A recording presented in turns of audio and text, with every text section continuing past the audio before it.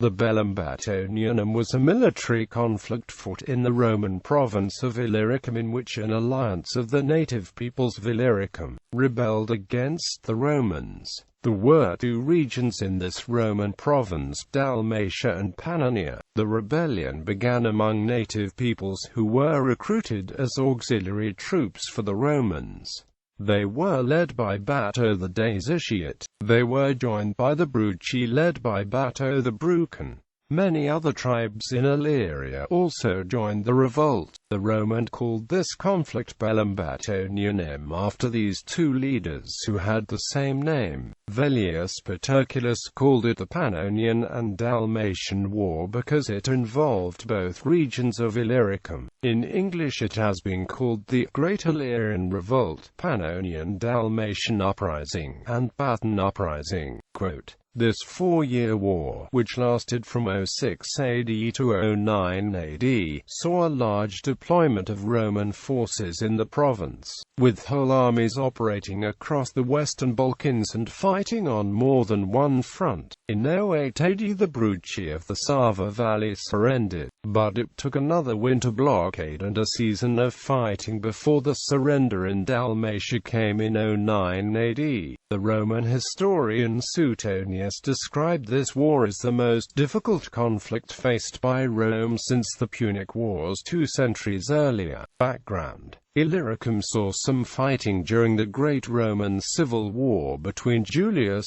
Caesar and the forces of the Senate led by Pompey. The Romans who lived in some of the coastal towns supported Caesar, while the native peoples supported Pompey. Quintus Cornificius, who was Arian, repulsed Quintus Octavius, a Pompeian. The Dalmatians routed Aulus Gabinius, who was Arian, who had been ordered by Caesar to join Cornificius in Illyricum. The Dalmatians later asked Caesar for pardon. Caesar demanded the tribute and hostages as compensation and sent Publius Vatinus with 3 legions to enforce this. When Caesar was murdered in 44 BC, the Dalmatians ignored these demands and routed 5 of Vatinus' cohorts. With the disruptions caused by the further Roman civil wars, Dalmatian piracy in the Adriatic Sea became a problem again. In 35 BC, the Iapydes of northern Illyricum carried out raids into northeastern Italy.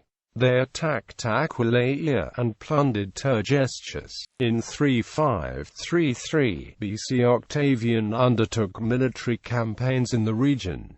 He defeated the Iapydes, the northernmost tribe of Dalmatia. He then pushed into southern Pannonia and seized the city of Segesta. They then turned on the Dalmatians and seized Cremona on the coast, the main city of the Liburnians, which had been seized by the Dalmatians. After that he seized the Dalmatian cities of Sunodium and Setovia. He then moved on the Darbani, who sued for peace. He also destroyed the settlements on the islands of Melite and Melaina Corcyra because its inhabitants practiced piracy. He deprived the Liburnians of their ships because they practiced piracy. 2. Octavian's lieutenants conducted various other operations in the region. Octavian temporarily restored Roman authority in Dalmatia and pushed into southern Pannonia, which had never reached by the Roman armies before. In 27 BC, the first settlement between Octavian and the Roman Senate formalized Octavian's absolute rule, bestowed the title on Augustus on him, and made him the first Roman emperor.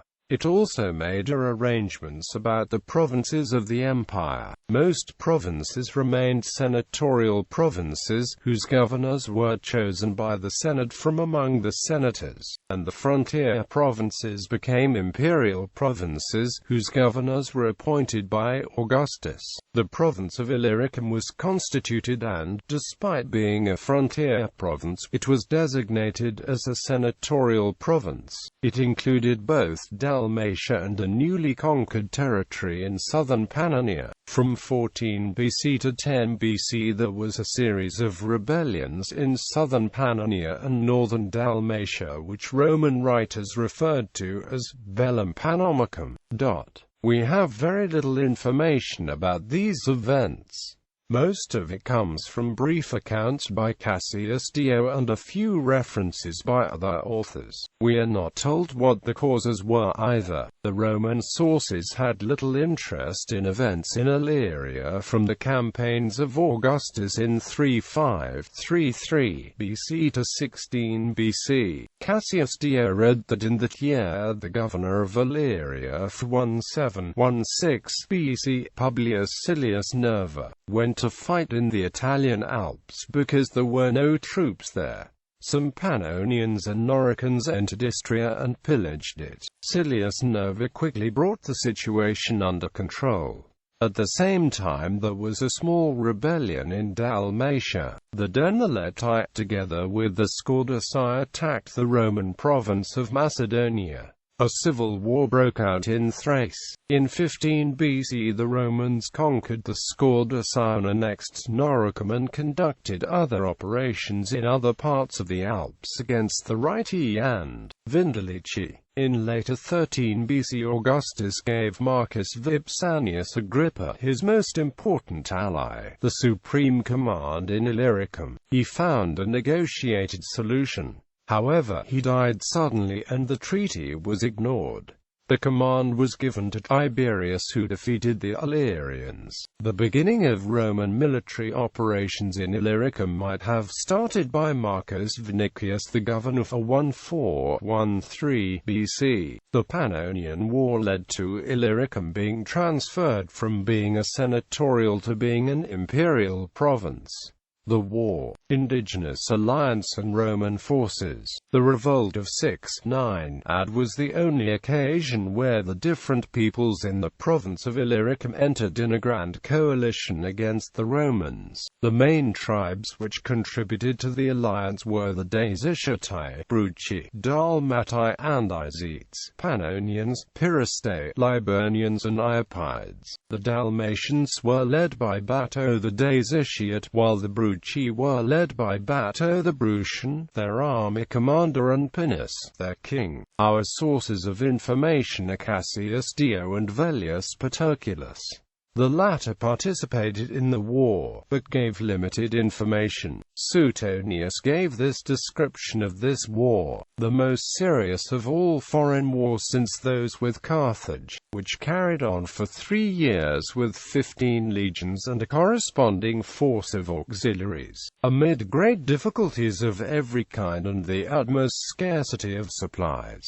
Suetonius's claim about 15 legions is incorrect. At one point there were 10 legions assembled in Illyricum, but 5 of them were sent back because this would have created an oversized army. On 3 occasions the 3 legions from the Roman province of Moesia were involved in the fighting, and on 1 occasion 2 legions from the Roman province of Asia were also involved. Through most of the war it was the 5 legions stationed in Illyricum which were engaged in this war, which covered a very large area. In addition, there were irregular emergency units levied in Italy. The rebels had an efficient military organization which paralleled that of the Romans through having served in auxiliary military units which supported the Roman legions and which were trained by the Romans.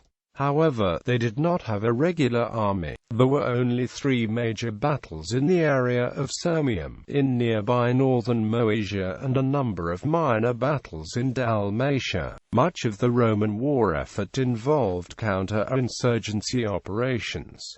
The rebels also used guerrilla tactics. 06 AD, outbreak of the rebellion and first year of the war. In 06 AD, Tiberius was about to launch the second campaign against the Marcomanni in Germania. Marcus Valerius Messala Messallinus, the governor of Illyricum, was going with him with most of his army in Illyricum, and the locals were ordered to provide auxiliary contingents. When these troops gathered, they rebelled under the leadership of Bato the Daesitiate.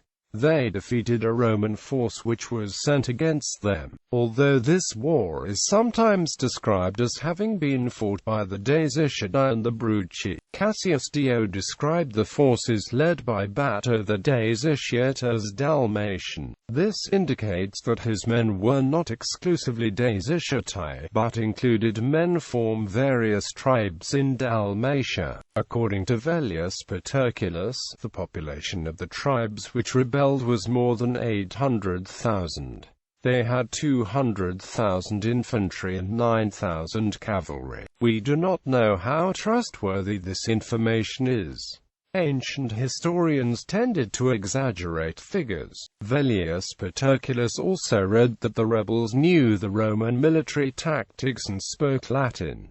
They divided the forces into three parts. One was to invade Italy, which was not far from Nauportus. One had already entered the Roman province of Macedonia, and the third fought in the home territories.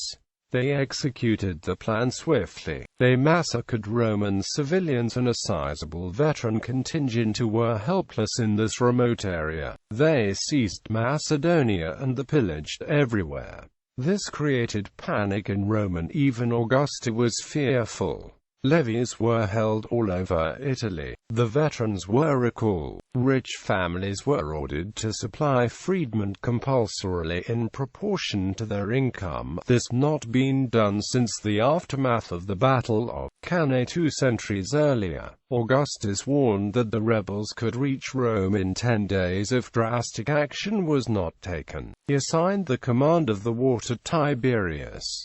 The Roman army was divided into several divisions to evade the united forces of the rebels. Outposts were placed to blockade them, to prevent them from breaking through and to disrupt the supplies. In Cassius Dio's version, at first Bato the Daesitiate had very few followers. When he defeated the Roman force sent against him, more people joined him. Then the Bruci, the largest tribe in southern Pannonia, led by the Bato, marched on Sirmium. Aulus Caecina Severus, the governor of the neighboring province of Moesia, quickly advanced against them and defeated them near the river Dravus, but suffered many casualties. Hoping to renew the struggle soon because many Romans had fallen, the Bruci called on their allies to join them. Cassius Dio did not specify whether the Severus broke a siege of the city or prevented the enemy from reaching it. The Drava was to the northwest of Sirmium, and the Romans from Moesia must have come from the east of the south. Thus, if Caecina Severus did break a siege of Sirmium, he would have pursued the retreating Bruci until they made a last stand. The Dalmatians marched on Salona, but the Bato was defeated and wounded.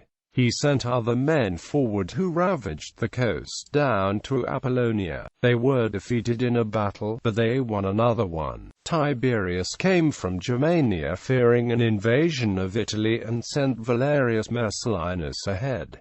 Even though Bato was not well, he engaged him. He was stronger in open battle, but he was defeated in an ambush. Velleius Paterculus read that Messallinus was surrounded by 20,000 men and had only one legion at only half its normal strength. Yet he routed the enemy and was awarded a triumph.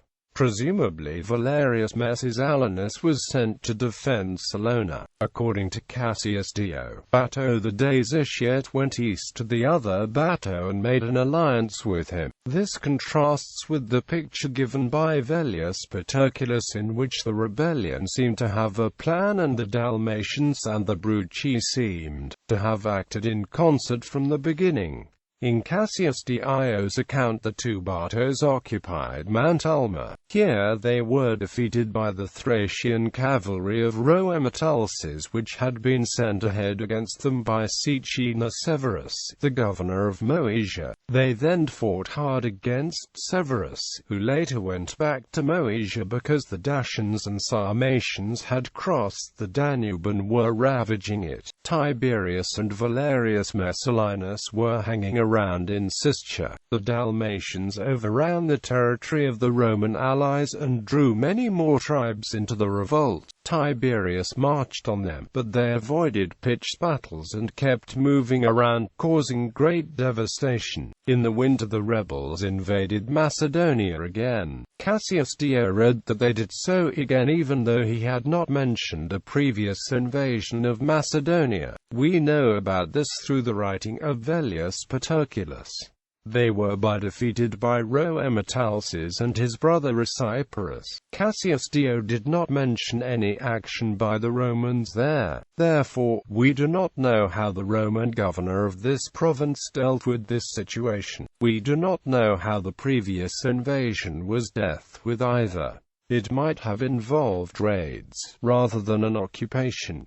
07 AD, Germanicus sent to Illyricum troops from Moesia and Asia sent back. Cassius Dio read that in 07 AD Augustus sent Germanicus to Illyricum because Tiberius's lack of activity made him suspect that he was delaying to remain under arms as long as possible with the excuse of the war. Augustus seems to have been displeased with what he must have considered a passive strategy. However, Tiberius was very active and he was conducting war of attrition and counter-insurgency operations. This strategy later proved to be the right one. Germanicus was given a force of freemen and freedmen. Some of the latter were requisitioned from the masters, who were paid a compensation.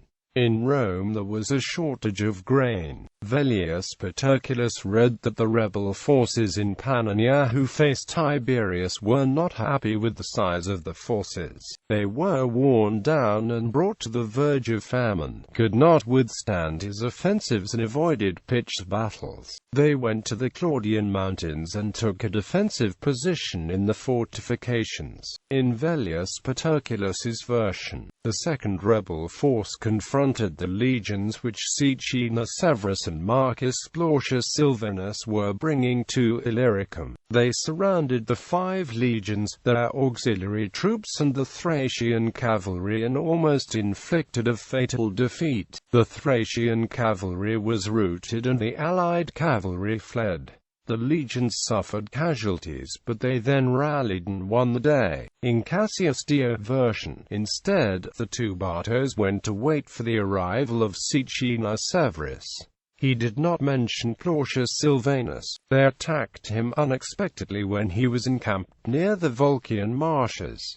They were defeated. After this battle the Romans' army was divided into detachments to overrun as many parts of the country at once. In Cassius Dio's opinion, at this time they did not accomplish anything worthy of note, except for Germanicus who defeated Mazii, a Dalmatian tribe. In an earlier passage he noted that in this year the country was ravaged and that the rebels did not defend it. They withdrew to mountain fortresses from which they launched raids whenever they could. Therefore, even though there were no spectacular battles, there was a counter-insurgency campaign which involved a scorched earth strategy and which turned out to be effective. After the mentioned battle Aula Caecina Severus and Marcus Plautius Silvanus joined Tiberius and a huge army was assembled. Velleius Paterculus gave the details of this.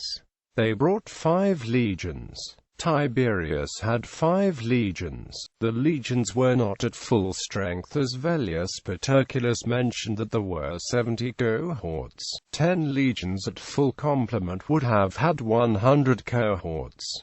There were 14 troops of cavalry. In addition, there were 10,000 reservists, many volunteers and the Thracian cavalry. There had not been such a large army since the time of the Roman civil wars. Tiberius decided to send the newly arrived armies back because the army was too large to be manageable.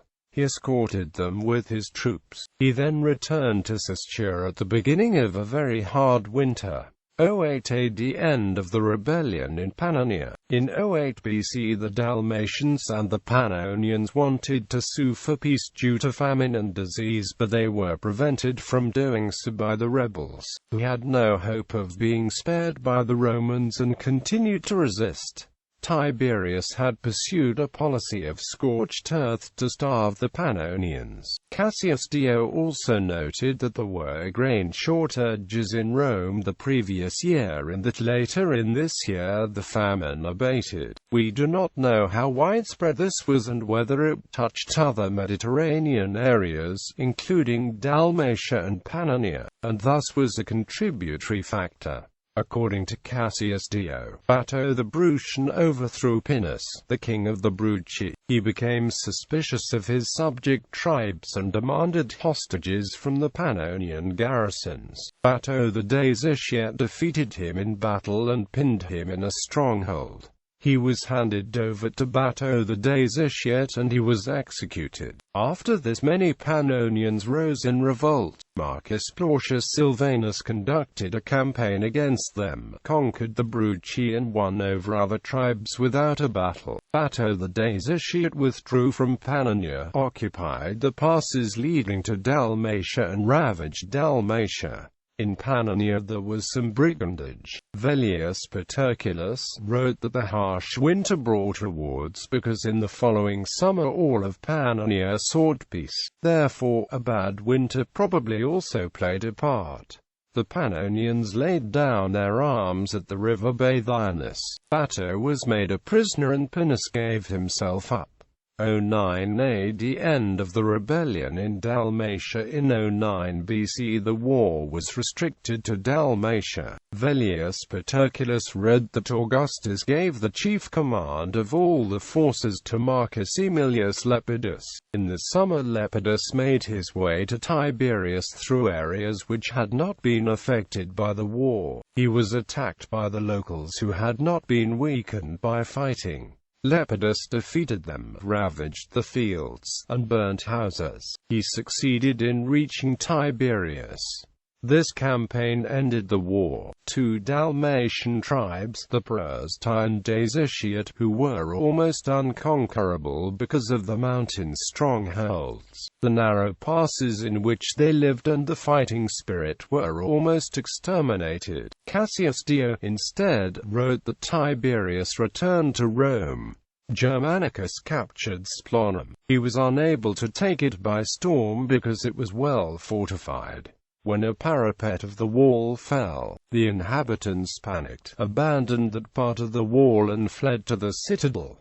Later they surrendered. At Ra 18 Im the inhabitants set a slow-burning fire. When the Romans entered the town they did not notice it and then found themselves surrounded by the flames and pelted from the wall of the citadel. Most of them died. The people in the citadel had to escape to subterranean chambers in the night. Germanicus then seized Seretium and then the other places fell easily. However, other Dalmatians revolted. Cassius Dio also read that there was famine in Italy largely due to the war. However, it has to be noted that most of the grain was imported from Egypt, the province of Africa, Sicily and Sardinia. Therefore, it is unclear how the war in Illyricum caused famine in Italy.